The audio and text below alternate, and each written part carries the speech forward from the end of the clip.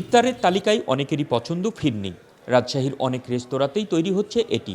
তবে রহমানিয়া রেস্তোরাঁর শাহী ফিরনির কাটতি বরাবরই বেশি। 7 দশকেরও বেশি সময় ধরে শুধু রোজার মাসেই ইফতারের জন্য এই ফিরনি বানানো হয়। ফিরনি অনেক ভালো, আমি অনেকবার খেয়েছি। এখানে বসে থেকে অনেকবার খেয়েছি, বাসায় নিয়ে গেছি।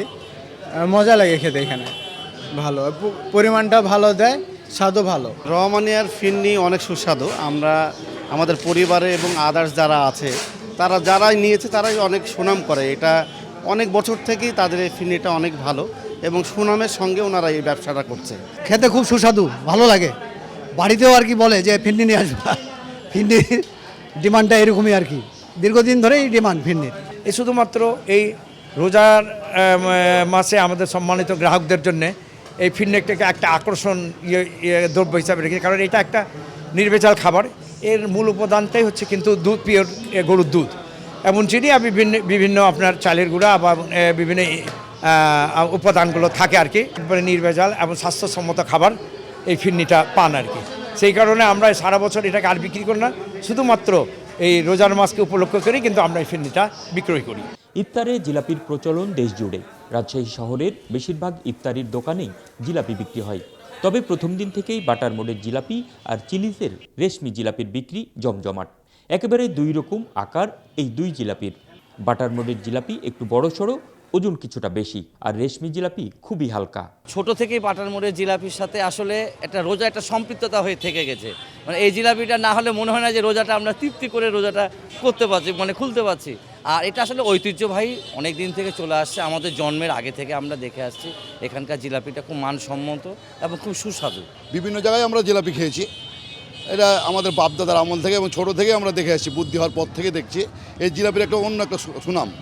আমরা এই জিলাপিটা যখন বাসায় নিয়ে যাই, এই জিলাপিটা খেয়ে অনেক তৃপ্তি পাই আমরা।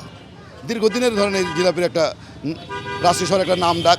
রেশমি জিলিপিটা আমার এবং আমার পরিবারের, বিশেষ করে আমার মেয়ে, ও পছন্দ করে আর কি। রেশমি জিলিপি অন্য জায়গায়ও পাওয়া যায়, কিন্তু আমি দেখেছি যে চিলির রেশমি জিলিপিটা একটু স্পেশাল। আমরা বাসায় যেটা টেস্ট, আলাদা একটা টেস্ট পেয়েছি আর কি। মেইন যে পার্থক্য সেটা তো যে এটা একটু মোটা হয়, এটা চিকন হয়। তাছাড়া এটার টেস্টটা একটু আলাদা হয়, এটার চেয়ে একটু আলাদা। সম্ভবত এখানে কোনো কলার ডাল বা অন্য ধরনের কি একটা স্পেশাল একটা আছে, আমি যে ফ্লেভারটা আর কি পাই, ডালের মনে হয় একটা ফ্লেভার পাই আর কি।